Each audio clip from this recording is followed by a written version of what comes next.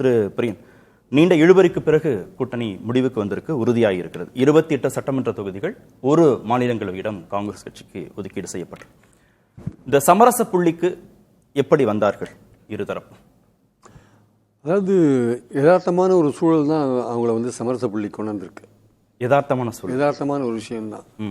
சரி, இது இல்லைன்னா என்னன்னு பார்க்கும்பொழுது, இது இல்லைன்னா வாய்ப்புகள் என்னன்னு பார்க்கும்போது தாவேக்கா வாய்ப்பு இருக்கு. தாவேக்கால வெற்றிக்கான வாய்ப்பு இருக்கான்னா அது ஒரு கேள்விக்குறியா இருக்கு. தாவேக்காவுடைய பாஜக எதிர்ப்பு கேள்விக்குறியா இருக்கு. ஸோ அங்கே போகிறது தாவேக்காட்ட போனால் ராஜ்யசபா கிடைக்காது. ஸோ இந்த மாதிரி விஷயங்கள்லாம் யதார்த்தமான விஷயங்கள் தான்.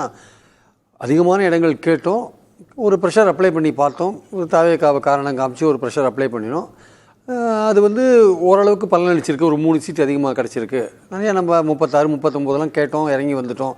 அப்படின்னா இப்போ இருக்கிற சூழலில் ராஜ்யசபா நாளைக்கு நாமினேஷன் முடியறதில்ல, அந்த நெருக்கடியும் இதில் சேர்ந்ததுனால அவங்க ஒரு முடிவு எடுக்க வேண்டிய கட்டாயத்துக்கு தள்ளப்படுறாங்க. ஸோ முந்தானத்து வரையும் அவங்க ஒரு ஸ்டேல்மேட்டே இருந்தது, ஒரு டெட்லாக் இருந்தது. நேற்று காத்தால் அதில் கொஞ்சம் சோனியா காந்தியும் கார்கேவும் கொஞ்சம் பேசி, ராகுல் காந்தியெலாம் பேசி இதில் ஏதாவது ஒரு முடிவு கட்டணும், நம்ம இந்த எலெக்ஷன் நம்ம எப்படியாவது திமுகவோட போகிறது பெட்டரு அப்படின்னு அப்போ தான் டிசைட் பண்ணி சிதம்பரத்தை டெபியூட் பண்ணுறாங்க. அவர் போய் பேசி கொஞ்சம் கிரவுண்டை ரெடி பண்ணுறாரு. ரெடி பண்ணி இந்த மாதிரி 28 இந்த மாதிரி விஷயங்களை அவர் கொண்டு வர்றாரு. அதுக்கு அவங்க ஒத்துக்கிறாங்க. 2 ராஜ்யசபா கேட்டாங்க, 28 சிதம்பரத்துக்கு முடிகிறதுன்றதுனால. பட் அதை இப்போ எடுக்க வேண்டாம், ஏன்னா அது சிதம்பரம் போய் பேசுகிறதுனால அவருக்காக கேட்டார்ன்ற மாதிரி ஆகுன்றதுனால அதை பின்னுக்கு தள்ளிட்டு இப்போ ஒரு ராஜ்யசபா பற்றி பேசலாம்.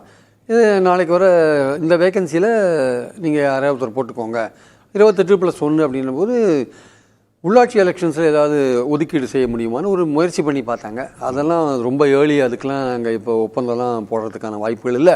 அது எப்போ நடக்குதோ அதுக்கு முன்னாடியே ஒப்பந்தம் போட்டுக்கலாம்னு காங்கிரஸோட ஹைகமாண்டில் கொஞ்சம் கருத்துக்கள். இப்போ ராகுல் காந்தியை பொறுத்த மட்டும் அவர் ஒரு விஷயத்தில் அவருடைய பாயிண்ட் கரெக்டு.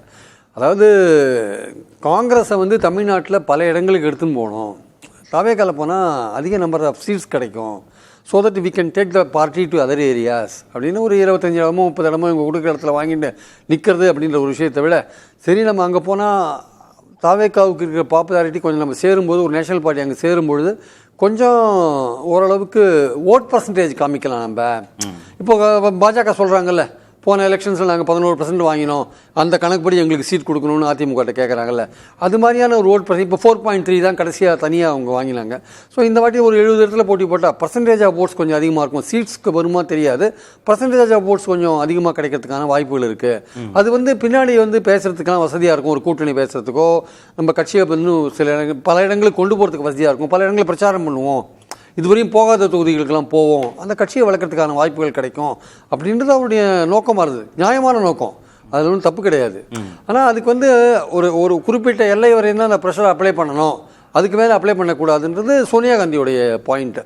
ஸோ அந்த இடத்துல தான் ராகுலோட ப்ரெஷரை முதல்லலாம் அவங்க அலோவ் பண்ணாங்க. ராகுல் பண்ண தப்பு என்னென்னா, அந்த பிரவீன் சக்கரவர்த்தி இந்த மாணிக் தாக்கூர்லாம் பேச விட்டுது. ஆக்சுவலாக அதை ஒரு இன்டைரக்ட் ப்ரெஷரை அப்ளை பண்ணி பார்த்தாங்க. அது பல கசப்புணர்வுகளை திமுக கிளப்பி விட்டுச்சு. ஆக்சுவலாக கட்சியை நம்ம வழக்காரியே அதிக இடங்கள் கேட்குறோமேன்ற ஒரு விஷயத்த ராகுல்கிட்ட யாராவது சொன்னாங்களா இல்லையான்னு தெரியல. இவ்வளோ பேசுகிறார் மாணிக் தாக்கூர், குரல் கொடுக்குறாரு. திருப்பரங்குன்றத்தில் மோடிக்கு எதிரான ஒரு ஆர்ப்பாட்டம் நடக்குது.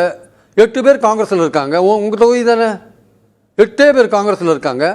எங்கே அப்போ காங்கிரஸ் என்ன வளர்ந்துருக்கு? உங்கள் தொகுதியிலே என்ன வளர்ந்துருக்கு? மோடிக்கு எதிரான குரல் கொடுக்குறீங்க.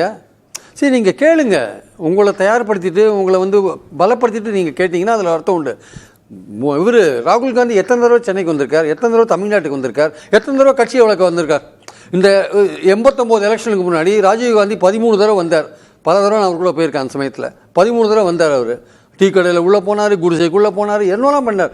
நீங்கள் ஏதாவது எலெக்ஷன் வரப்போகுதுன்னு தெரியல, தமிழ்நாட்டில் காங்கிரஸை ஒரு வருஷத்துக்கு உங்களுக்கு இந்த திமுக கூட்டணி விட்டு போகணும், தாவேக்கான்னு ஒரு கட்சி இருக்குது, அந்த ஒரு ஆப்ஷன் இருக்கும்போது நீங்கள் கிரவுண்டில் எங்கே தயார் பண்ணீங்க?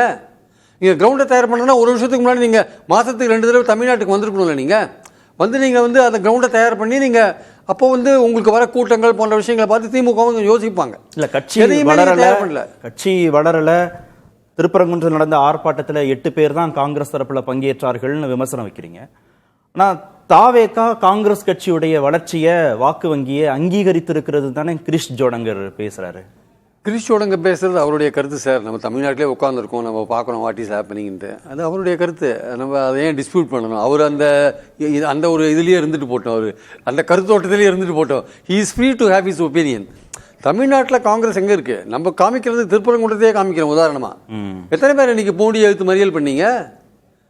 உங்கள் திருப்பரங்குன்றம் மாணிக் தாக்கூரோட எல்லையை ஒட்டின மாதிரி தானே வருது. ஏன் அங்கே அவ்வளோ பேர் வரல? நான் கேட்குறேன், ராகுல் காந்தியே கேட்குறேன், எத்தனை தடவை தமிழ்நாட்டுக்கு வந்தீங்க? உங்கள் ஆர்வம் புரியுது, தமிழ்நாட்டில் காங்கிரஸை வளர்க்கணும், நேஷனல் லெவலில் வந்து ஆன்டி பிஜேபி ரோல் நீங்கள் மட்டும்தான் எடுக்கிறீங்க, ஆன்டி பிஜேபி நீங்கள் கரெக்டாக எடுக்கிறீங்க. இந்த அணி வந்து இந்தியா அளவிலையும் சரி தமிழ்நாடு அளவிலும் சரி ஆன்டி பிஜேபி தான் கட்டமைக்கப்பட்டிருக்கு. நீங்கள் அந்த கூட்டணியில் இருக்கிறது வந்து இயல்பான ஒரு விஷயம், இயற்கையான ஒரு விஷயம், அதெல்லாம் தெரியுது. அப்படி இருக்கும்போது நீங்கள் ஏதோ ஒரு ப்ரெஷர் பண்ணி சீட் அதிகமாக வாங்கணும்னு உங்கள் நோக்கம் புரியுது. பட் அதற்கான கிரவுண்டை நீங்கள் தயார் பண்ணீங்களா? நீங்கள் கிரவுண்டை தயார் பண்ணல. அந்த கிரவுண்டை நீங்கள் தயார் பண்ணிட்டு நீங்கள் கேட்டீங்கன்னா கூட திமுக கொஞ்சம் யோசிப்பாங்க. அந்த கிரவுண்டை தயார் பண்ணாத நீங்கள் கேட்கும்போது தான் பிரச்சனைகள் வருது ஆக்சுவலாக. பட் இது வந்து இயல்பான கூட்டணி, இயற்கையான கூட்டணி. இந்த கூட்டணி அமையாத இருந்தால் அது வந்து பர்செப்ஷன் ரேஞ்சில் அடி வாங்கும். அது அமைஞ்சதை வந்து போத் காங்கிரஸ் அண்ட் திமுகவுக்கு நல்லது என்பது என் கருத்து. இது பல பேருக்கு கொஞ்சம் வயிற்றை கலக்கி இருக்கக்கூடிய ஒரு விஷயமா நான் பார்க்குறேன். பேசுவோம், அடுத்த சுற்றுல பேசுவோம்.